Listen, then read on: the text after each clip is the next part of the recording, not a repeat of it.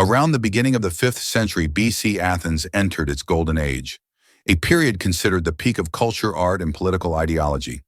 At the heart of this brilliant development was Pericles, a great politician, military leader, and strategist.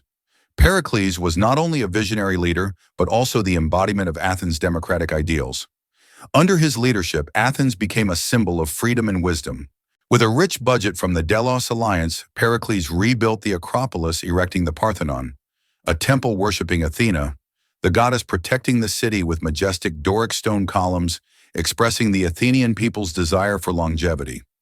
Not only limited to architecture, the Pericles era was also the time of blossoming philosophy, with names like Socrates' sculpture, with Phidias, and drama with Sophocles and Euripides. The Athenians believed they were the center of the world, not only because of their power, but also because of the light of knowledge they spread. To protect the empire and expand its influence, Pericles focused on building a strong naval fleet. The force considered the most elite in the Mediterranean. This fleet not only protected trade routes, but was also instrumental in maintaining Athens' power in the Delos alliance. Piraeus port became a bustling gateway, a trading place for the whole ancient world. However, it was Athens' self-confidence and spirit of superiority that sowed the seeds of conflict. Athens, forcing members of the Delos alliance to pay taxes, participate in war, and obey the central will, made many city-states dissatisfied. And the most dangerous enemy among them, Sparta. Sparta, in sharp contrast to Athens, was a militarized society that valued discipline, order, and physical strength. While the Athenians were passionate about philosophy and art, the Spartans were trained from childhood to become warriors. Both of these models are extreme and cannot be reconciled in the long run. The conflict began to escalate when Corinth, a close ally of Sparta, came into conflict with Corcyra, a city-state allied with Athens. When Athens intervened, Sparta felt threatened. Continuous trade disputes, conflicts of interest, and indirect confrontations have made the situation increasingly tense. A key event was the incident at Potidaea, a city-state belonging to the Delos alliance but with close ties to Corinth. When Athens demanded that Potidaea cut ties with Corinth, the city-state rebelled. Athens sent troops to suppress, making Corinth angry and pressuring Sparta to declare war. The Peloponnesian Council, a gathering of pro-Spartan city-states, held a conference and voted. Result: Sparta declared war on Athens in 431 BC. The Peloponnesian War begins. War is no longer an option. It is an inevitable consequence of two opposing forces in both ideology and power. While Athens had naval strength, Sparta owned the land. The war took place on two fronts, the sea and the plain. Pericles, with his strategic thinking, chose defense. He asked the people to retreat to the inner city of Athens and avoid direct combat with Spartan infantry. With a strong wall connecting Athens and the port of Piraeus, called the Long Wall, he believed that the Athenian fleet could maintain supplies and Sparta would be exhausted by the long war. At first, the plan seemed feasible. The Spartan army repeatedly invaded Attica, but could not take the city. Athens, with its powerful fleet, continued to pillage the coastal regions of the Peloponnesus. But then fate struck. In 430 BC, an unprecedented disaster occurred. While the Athenian population flocked to the inner city to take refuge from the Spartans, the city became crowded, damp, and seriously unsanitary. These are ideal conditions for disease outbreaks. A strange epidemic, possibly typhoid fever or cholera, spreads at breakneck speed. People died everywhere. Historian Thucydides' description makes people chill. The dead were not buried, corpses filled the streets. Houses were turned into crematoriums. Patients abandoned each other, faith in gods, in laws, and community. All collapsed. No one is immune. In the chaos, Pericles also became infected. The great leader of Athens died after seeing his two sons die before his eyes. His death was like a knife cutting the last thread of hope of the people. Without Pericles, Athens fell into a leadership crisis. The remaining politicians lacked stature and often disagree. Some chose an offensive strategy, others called for peace talks.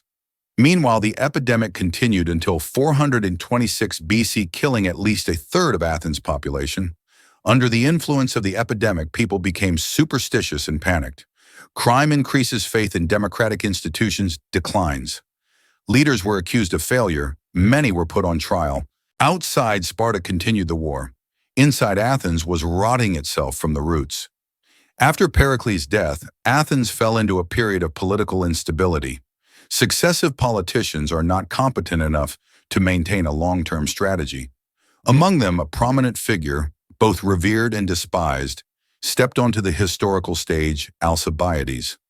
Alcibiades was a student of Socrates, intelligent, handsome, charming, and had excellent eloquence. He quickly became a star in Athenian politics. However, Alcibiades' charm and ambition are also double-edged swords. He did not have a cautious mindset like Pericles, but chose the path of adventure. In 415 BC, Athens planned a daring campaign to attack the city-state of Syracuse on the island of Sicily, an ally of Sparta.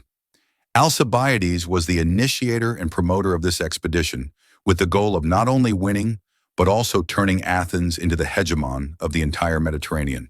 But just before the fleet departed, Alcibiades was accused of blasphemy in a suspiciously political case. He was recalled to Athens for trial. Instead of obeying orders, Alcibiades defected and fled to Sparta, Athens' eternal enemy. Here he provided Athens' entire military plans to Sparta. Not stopping there, he also advised Sparta to build a solid base at Decelea, right near Athens, turning the tide of battle. Alcibiades' talent in this situation became a disaster for his own city. Despite the political turmoil and Alcibiades' defection, the Athenian fleet still sailed to Sicily under the command of Nicias and Demosthenes, two generals with completely opposite views. Nicias, who had opposed the campaign from the beginning, was cautious and reserved. Demosthenes was decisive and bold. The lack of unity and strategy, combined with unfamiliar terrain, hostile natives, and Sparta's response to Syracuse, caused the campaign to quickly fall into chaos. The siege of Syracuse was long and draining. The Athenian army fell into a passive position. When Demosthenes proposed withdrawing his troops, Nicias, fearing being accused of cowardice, hesitated. Finally, when the decision was made to withdraw, it was too late. The Athenian army was blocked by water, then pursued on land. The fleet was completely destroyed. More than 70,000 Athenian soldiers died or were captured alive. The soldiers were imprisoned in caves with no light, no food, and slowly died in pain. This was one of the worst military defeats in Athens' history. Not only did it destroy the entire expeditionary force, but it also depleted the morale of the people. A campaign that was considered a strategic card became a deep hole where hope was buried. In an unbelievable turn of events, a few years later, Alcibiades returned to Athens after being disgraced in both Sparta and Persia. With his political talent and false promises, he convinced the people to allow him to command the army again. Alcibiades carried out several small victories, helping restore confidence in Athens. But those victories were not enough to turn the situation around. Sparta now had strong support from the Persian Empire. The old enemy had now become an ally. Athens' politics are increasingly divided. Democracy was questioned in a short-lived dictatorial government.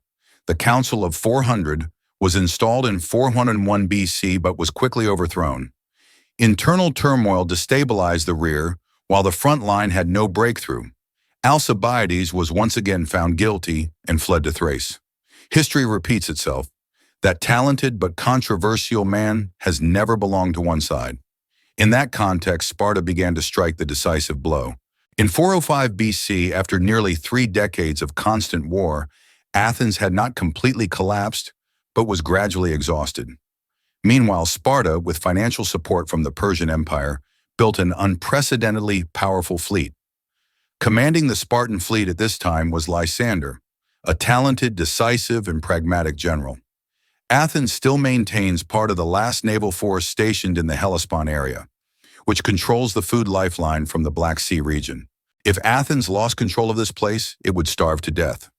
In an incomprehensible act of recklessness, the Athenian fleet under General Conon pulled ships ashore every day after setting out to sea, letting the sailors rest. An action repeated many times, forming a habit. Lysander secretly watched and waited for the right moment. One morning, when the Athenian fleet had just landed and the soldiers were not ready, Lysander suddenly attacked. Almost the entire Athenian fleet was destroyed in just a few hours. A few warships were able to escape, but it was too late. Athens lost control of the Hellespont, ran out of food, and was completely blockaded. This is a fatal blow. After the defeat at Aegospotami, Athens fell into a complete crisis. Sparta, holding the upper hand, besieged the capital Athens by sea and land. The city fell into famine. The people panicked. Each family eats leaves and even eats the meat of farmed animals to survive each day. The population decreased rapidly. Every day, bodies are carried out of the city. In the council, the voices demanding goods became strong. However, there are still many people who believe in resistance to the end. This division made it impossible for Athens to act decisively. Finally, in 404 BC, Athens officially surrendered to Sparta. Sparta did not massacre the Athenians, but set strict conditions, destroying the long city wall. A symbol of Athens' protection, dissolved the naval fleet, ended democracy, and replaced it with a pro-Spartan oligarchy known as the 30 Tyrants. The glorious age of Athens ended. But the special thing is, despite military and political defeat, Athens did not completely lose its cultural and intellectual influence. Many scholars and philosophers such as Socrates and Plato continued to spread ideas of democracy, humanity, and ideals of beauty. Athens went from a political empire to a cultural empire, something that even Sparta the victor could not eclipse.